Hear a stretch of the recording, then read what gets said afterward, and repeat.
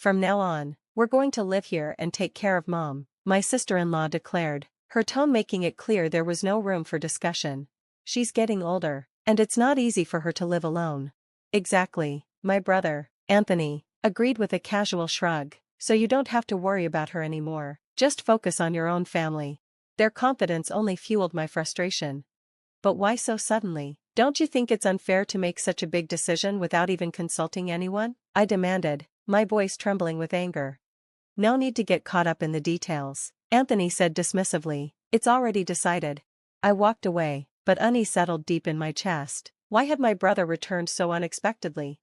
My name is Sophie. I grew up in an ordinary household. My father was a civil servant, my mother a homemaker, and I had one sibling, Anthony. Life was simple until tragedy struck during my elementary school years.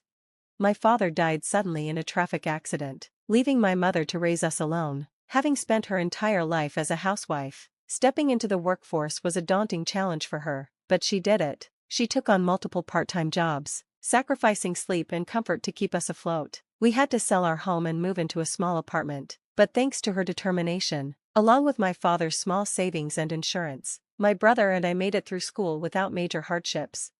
Now, I have a family of my own, my husband and our 2 daughters. This year has been particularly hectic with my eldest preparing for junior high school entrance exams and my youngest just starting school. Despite the chaos, our life as a family of 4 is filled with warmth and happiness.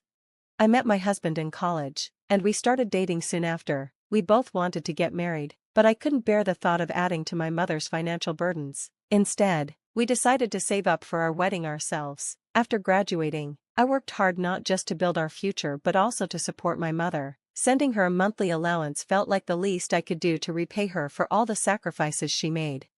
Even after I left my job to focus on raising our children, I made sure to continue sending her money. At 65, she lived alone, and I wanted her to finally enjoy a peaceful life after years of struggle. Both my brother and I were financially independent. There was no reason for her to worry about us anymore.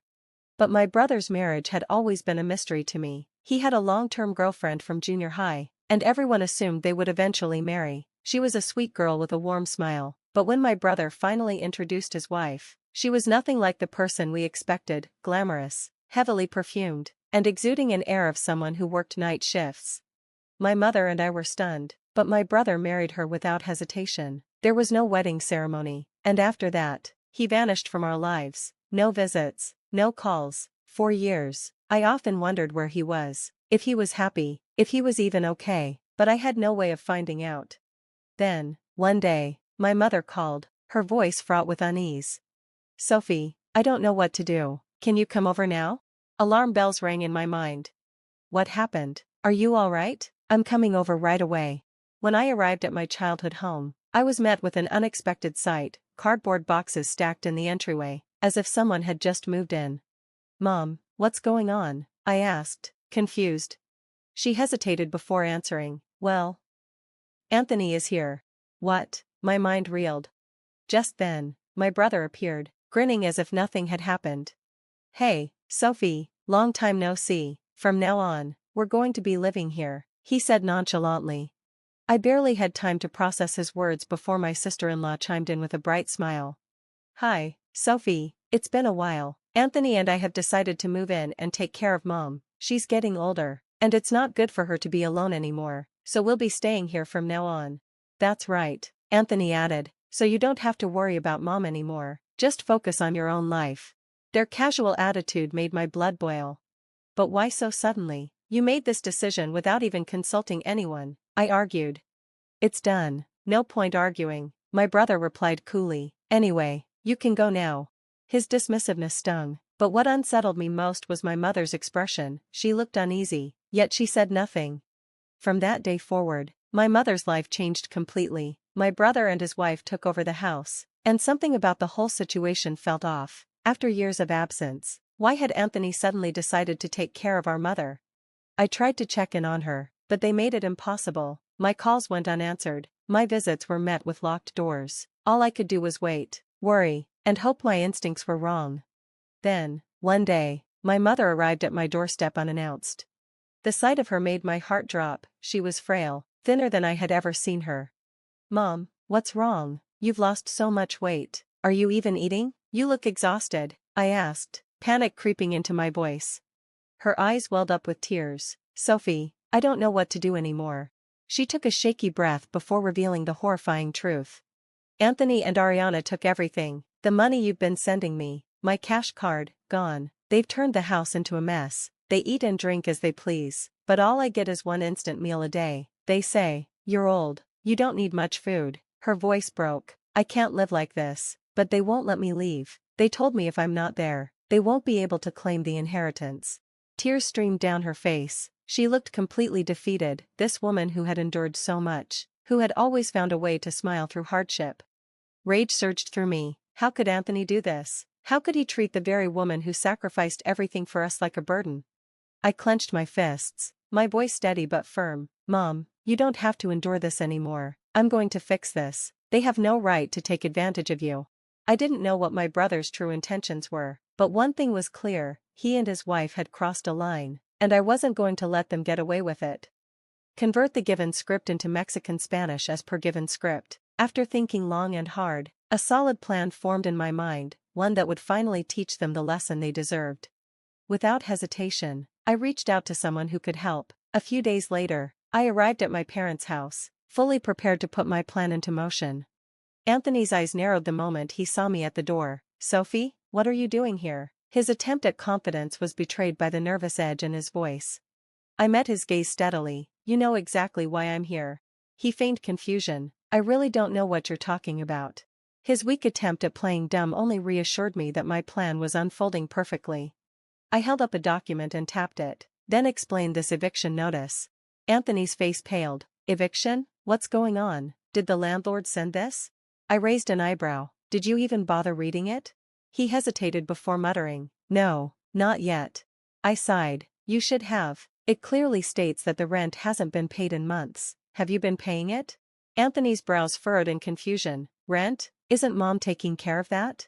I clenched my jaw. Are you serious? If you're going to live here, you should at least understand how things work. The rent was automatically deducted from Mom's account until the payments stopped. And do you know why? Because her account is completely empty. His eyes widened in shock. Empty? Yes, and that's strange, isn't it? My husband and I have been sending Mom money regularly. You wouldn't happen to know where it went, would you? A heavy silence filled the room before Anthony finally stammered. Well, I needed it for something. Fury boiled inside me. Something? That money was for Mom's well-being. You had no right to take it. I took a deep breath before delivering the final blow. It's time for you to leave. You claimed you were here to take care of Mom, but clearly, you've only been taking advantage of her. So pack up and go back to your own home. His shoulders slumped. I don't have a home to go back to. Feigning surprise, I asked, oh, and why is that? Though in reality, I already knew the answer. Before confronting him, I had done my research. My husband, Jagger, is a lawyer, and with his help, we uncovered the truth. Anthony had lost everything to gambling. His house had been seized, his job was gone after he was caught embezzling, and he was drowning in debt. It was obvious now, he had returned solely to exploit Mom's finances. Just then, my sister-in-law, Ariana, appeared from the hallway, her expression filled with panic. What did you find out? She asked, her voice shaking. Jagger, who had been standing behind me, finally spoke. Quite a lot, actually. Ariana, you dropped out of high school and started working night shifts. You met Anthony through your boss and convinced him to marry you. Convenient timing, wasn't it? That's not true, she snapped. We fell in love. Yes, we met at a bar, but our marriage was real. Anthony, however, was beginning to see things differently. His face twisted in realization as he turned toward his wife. You were using me, weren't you? Ariana's eyes widened. What? No. But he wasn't done. I had a girlfriend back then. I told you no, but you kept pushing. After we got married, you made me cut ties with my family, and when you needed money, I started gambling to provide for you. But all you ever cared about was the money, wasn't it? Tears welled in Ariana's eyes. That's not true. I really loved you. As they argued, I watched in disbelief. It was like a bad soap opera playing out before me. Everything had gone exactly as planned. I had contacted the landlord, confirmed the unpaid rent, and worked with Jagger to uncover the full extent of my brother's actions. With the eviction notice served, Anthony and Ariana had nowhere left to hide. Jagger finally broke the tension. Standing here arguing won't change anything. If you want to handle this properly, come to my office. We'll discuss your next steps. In the end, Jagger paid the overdue rent to ensure my mother wouldn't lose her home, but after everything that had happened, I knew she couldn't stay there alone any longer. When I suggested she move in with us, she hesitated at first, but after some thought, she smiled and said, "Living with my grandchildren might be fun. I don't get to see them as often as I'd like." My daughters, Riley and Eden, quickly warmed up to having their grandmother around. Riley, though initially unsure about the changes, soon bonded with her kind and gentle presence. Eden, on the other hand, was overjoyed to have someone to tell her stories and keep her company. As for Anthony and Ariana, their downfall was inevitable. Anthony, drowning in debt, divorced his wife and disappeared, but no matter how far he ran, debt collectors always found him. Ariana, she returned to working at bars, likely searching for her next victim. Someone like her, who only values money, will always end up in the same cycle of misery, but her fate is no longer my concern. With Mom now safe, I decided it was time to return to work. Jagger's law firm had an opening for an assistant, and I took the opportunity. Since I had studied law in college, I even began considering pursuing my own legal license someday. Through this ordeal, I learned an important lesson. Sometimes, the people you trust the most can be the ones to betray you. The world is filled with deception and manipulation, and if I want to protect my loved ones, I need to be prepared. This time, my husband's expertise helped us expose my brother's lies. Next time, I want to be the one making a difference. I want to be the person who stands up for those who are vulnerable, the person who ensures no one else has to suffer like my mother did. Thanks for watching, and stay tuned for the next video.